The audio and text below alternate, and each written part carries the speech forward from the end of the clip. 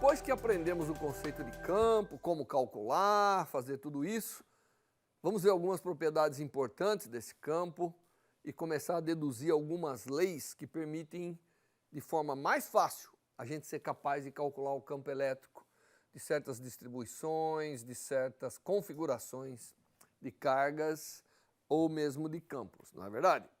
Então, nós vamos nessa aula aprender a lei de Gauss.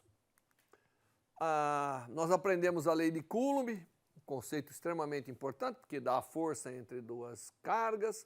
Nós aprendemos o conceito de campo elétrico, de potencial elétrico, energia potencial elétrica, mas há, na verdade,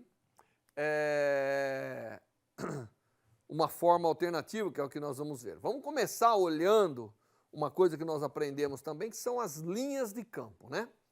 Nós aprendemos que as linhas de campo é uma visualização do campo elétrico em todo espaço. Aonde elas estão mais próximas às linhas, o campo é mais intenso. Aonde elas estão menos próximas, o campo é menos intenso. E, na verdade, o campo é indicado pela direção e sentido das linhas de campo em cada ponto. Nós aprendemos isso. Então, agora, nós vamos pegar essas linhas de campo, que de alguma maneira representam o campo, e vamos fazer atravessar uma superfície.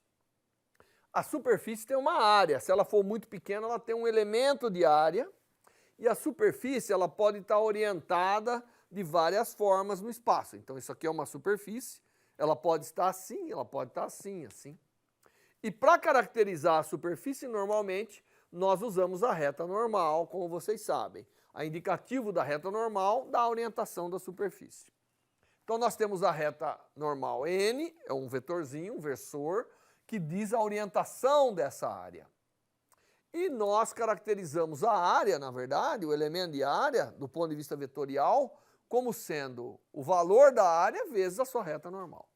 Tá certo? Não importa como é a superfície, sempre no limite de áreas pequenas, no infinitesimal, ela pode ser considerada como uma coisinha plana. E aí nós definimos uma coisa importante que é o chamado fluxo do campo elétrico. O fluxo do campo elétrico, basicamente, é quantas linhas passam numa área. Então, se eu pegar o campo numa região e integrar ao redor de uma área, eu tenho o chamado fluxo de campo. Portanto, isso aqui tem dimensão de campo vezes área. E se eu imaginar uma área constante, aonde eu tenho mais linhas de campo, eu tenho mais fluxo. Então, se eu pegasse essa área e caminhasse por aqui, o fluxo aqui seria maior do que o fluxo lá. Tá certo?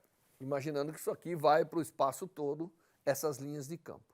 Muito bem. Então, nós vamos trabalhar agora com esse fluxo de campo. E nós vamos imaginar uma superfície fechada ao redor de uma carga. Aqui dentro existe uma carga. Não tem que ser pontual, embora eu vou considerar inicialmente pontual para poder fazer um cálculo melhor. Mas ela não tem que ser. E eu vou pegar então uma superfície e vou fechar essa superfície ao redor da carga. O que acontece? Imagine uma carga positiva, porque aí as linhas de campo são emergentes, né? Estão divergindo dela, emergindo dessa superfície, estão cruzando essa superfície em todo lugar. Vetorialmente, cada elemento de área da superfície tem o seu vetorzinho normal e o campo passando. E lembre-se que eu falei para vocês que o fluxo é a integral ao longo da superfície do produto escalar da área vezes o campo. Se eu tiver linhas de campo aqui e uma área assim, o fluxo é zero. Ela tem que estar assim para ter seu fluxo. Então você consegue já ver que como se eu tiver a normal da área estiver perpendicular ao campo, o fluxo é zero. E se tiver paralelo, é máximo. Então, obviamente, esse produto escalar é fácil de enxergar, depende do cosseno do ângulo entre a normal e o campo. Então, o EDA é E cosseno de θ, onde θ é o ângulo entre a normal da superfície e a direção do campo. Se a gente considerar um campo radial, que vem lá no interior, porque eu considerar uma quantidade de carga concentrada em algum lugar no interior dessa superfície, não precisa ser no centro. mas nós vamos chamar de centro o centro da carga. Então o campo vai com Q, KQ sobre R quadrado radial, ele está na direção radial e, portanto, EDA, a superfície é qualquer, não é uma esfera. Então, cada elemento DA da superfície tem uma normalzinha. Então, aqui, o DA seria exatamente cosseno de θ. Tá certo? E θ é o ângulo agora entre o raio e o vetor normal da superfície. Ocorre que, se eu tiver um elemento de área que sai de um certo ponto de origem, o DA vezes o cosseno de θ dividido por R quadrado é a definição do chamado ângulo sólido. É o ângulo sólido. Se θ for 90 graus, o ângulo sólido é zero. Se θ for 0 graus, é o maior ângulo sólido que essa área pode delinear com o centro da origem da coordenada, que é onde está a carga que eu coloquei. Então, dA cosseno de θ sobre R quadrado é o chamado dω. É o elemento, o ângulo sólido. E vamos só lembrar que o ângulo sólido integrado em todo o espaço é um ângulo sólido de valor 4π. Muito bem, então no lugar do dA sobre R quadrado cosseno de θ, eu vou colocar dω, que é esse ângulo sólido, que é a definição de ângulo sólido, inclusive, para uma superfície genérica, orientada com relação ao raio, segundo o ângulo θ. Então, θ é a direção radial com relação ao raio, com relação à normal. Muito bem, então EDA é, na verdade, K vezes Q vezes dω. Então, quando eu integrar tudo isso ao redor da superfície fechada, a constante elétrica e a carga é o número, sai fora da integral. Então fica a integral de um ângulo sólido, mas eu falei para vocês que a superfície era fechada. E a integral de um ângulo sólido, qualquer que seja a origem, de uma superfície fechada é 4π. Então o resultado dessa integral é 4π vezes a constante elétrica vezes a carga que está no interior.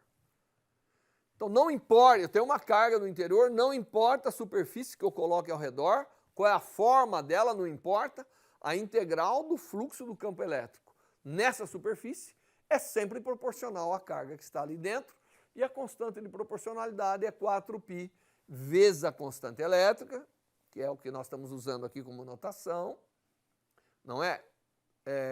Vezes a carga no interior. Então, imagine que lá dentro tivesse uma densidade de carga. Então, essa densidade de carga é integrada da carga total. Tá certo? Se tivesse lá dentro uma distribuição de carga. E essa é a lei de Gauss. A lei de Gauss diz que o fluxo do campo elétrico, ou seja, a integral do campo elétrico vetorial em toda uma superfície fechada, ao redor dessa distribuição de cargas, é igual à carga total no seu interior. Não importando como seja distribuída a carga, ou não importando como seja a superfície. A integral total é proporcional à carga. Isso simplifica muito a minha vida e a de vocês, porque agora, todos aqueles cálculos que nós fizemos de campo, pode ser feito de uma forma trivial. E eu vou fazer alguns deles, tá certo? Então, a outra coisa, antes de a gente ir para os exemplos, lembrar que o campo não precisa ser constante na superfície. Aliás, não é. Porque o que isso me assegura é que a integral total vai dar a carga total no seu interior. Então, eu vou fazer algumas coisas aqui para vocês verem como é interessante. Eu vou tomar um condutor como um primeiro exemplo, depois vou pegar outros exemplos. E vou pegar uma superfície, imagine um condutor, um volume, né, um condutor volumétrico, e eu vou pegar uma superfície passando próximo à sua superfície verdadeira. Vou pegar uma superfície imaginária que cobre a sua parte interior. Eu falei para vocês que no interior de um condutor não pode ter carga, porque se tiver carga ela se move, o condutor deixa movimentar a carga, então é zero. Então a integral nessa superfície, abaixo da superfície real do condutor, a integral do campo dA tem que ser zero. Mas a superfície existe, dA não é zero, quem tem que ser zero é o campo. Isso novamente prova que o campo no interior é zero. Não há campo no interior da superfície. Toda a carga tem que estar na superfície externa. Então agora eu vou fazer mais alguns exemplos para vocês verem a praticidade que é a lei de Gauss, tá certo? Imagine que eu tenho aquela linha de carga que nós calculamos exaustivamente o campo e o potencial e a energia. Então eu tenho uma linha de cargas e essa linha de carga tem um comprimento L, que pode ser infinito ou não, e ela tem uma densidade de carga que é dado por uma certa carga por unidade de comprimento que eu chamei de lambda. E eu quero saber qual é o campo a uma distância dela, ou da linha de carga. Então eu vou imaginar uma superfície cilíndrica ao redor dessa linha de campo, dessa linha de carga, desculpa. Obviamente, por simetria, o campo tem que ser radial, não é isso? E eu tenho que calcular a integral do fluxo em toda essa superfície, inclusive nas tampinhas. Só que na tampinha, o campo, obviamente, nessa distribuição, o campo não vai ter componente paralela à direção da linha, ele vai ser sempre radial. E se ele é radial, ele é perpendicular à área, ao vetor normal à área das tampinhas. Portanto, aqui o produto escalar é zero e agora me resta só fazer a integral na superfície curva. E se eu fizer a integral na superfície curva, nas tampas dá zero, porque o campo ele é perpendicular ao dA. E para fazer aqui, ele tem que ser igual, não faz sentido, porque essa superfície está equidistante da linha de cargas. Então o campo deve ser uma constante. Aqui ele é radial, e o dA também é radial, né? Óbvio.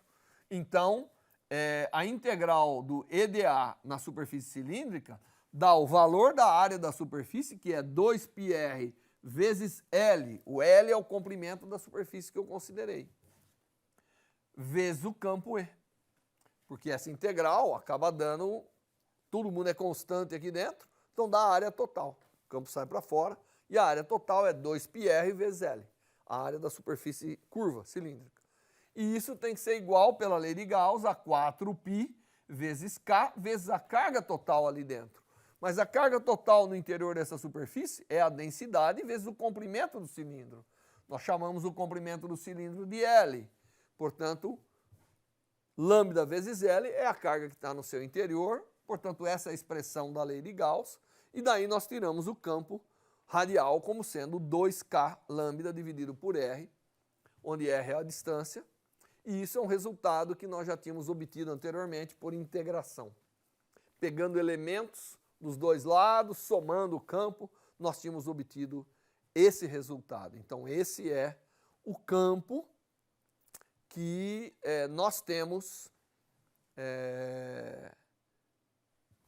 ao redor de uma carga. Você vê que a integração foi trivial, bastando para isso usar a simetria do problema. A simetria do problema envolve fazer uma superfície cilíndrica. Então, isso é o que nós chamamos de uma superfície cilíndrica ao redor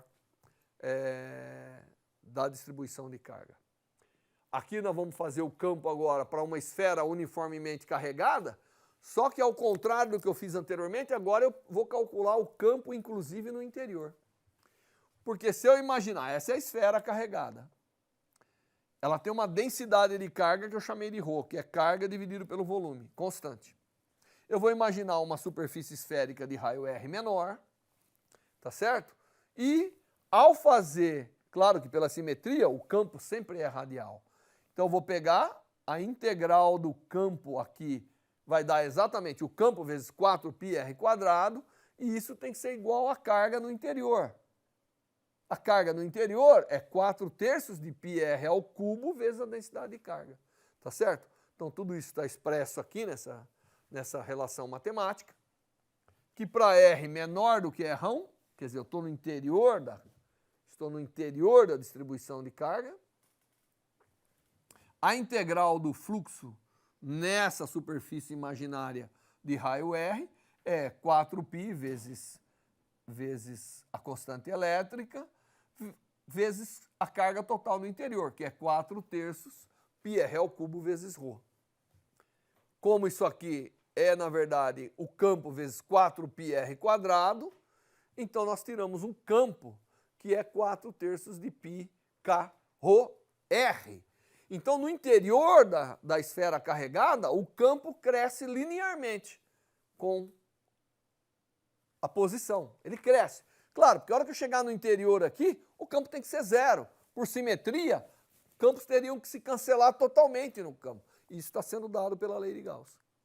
Se R é maior do que R1, então a lei de Gauss agora dá que o campo todo advém da carga total no interior. Isso é trivial de ser feito. Os 4π se cancelam, ou você lembra o resultado que eu disse anteriormente, que uma distribuição esférica de carga é como se toda a carga estivesse concentrada no centro, portanto o campo é a constante elétrica Q dividido por R quadrado. De uma forma gráfica, o campo no interior de uma esfera carregada, ele cresce linearmente até a superfície e depois decresce com 1 sobre R quadrado fora da... Então o campo é máximo numa distribuição esférica de carga na superfície. Ali é onde a gente atinge o maior campo possível. O último exemplo que nós vamos fazer é um plano de cargas. Então tem um plano infinito de cargas, que tem uma densidade de carga Q por unidade de área, sigma, desculpe, por unidade de área, e aí eu vou escolher como superfície de integração esse cilindro que corta o plano no meio, como você está vendo, e que, da mesma forma que a gente falou da linha, o campo tem que ser perpendicular ao plano, portanto ele é perpendicular à área na superfície curva, portanto essa integral na superfície curva dá zero, restando apenas nas tampas. Eu tenho duas tampas, o campo é igual, portanto dá 2 vezes a área, e isso tem que ser igual à carga total no interior, que é exatamente 4π, que a sigma é a área no interior, resultando num campo que é 2π, K, constante elétrica, vezes sigma, e ele é uniforme em todo o espaço. A razão que ele é uniforme é porque o campo é infinito.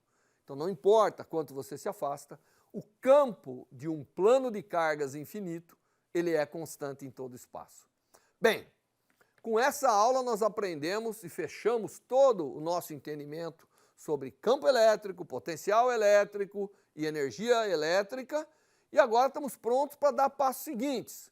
Como que tudo isso acontece nos condutores, nos dielétricos, para a gente avançar e entender como esse maravilhoso mundo da eletricidade funciona. Até lá!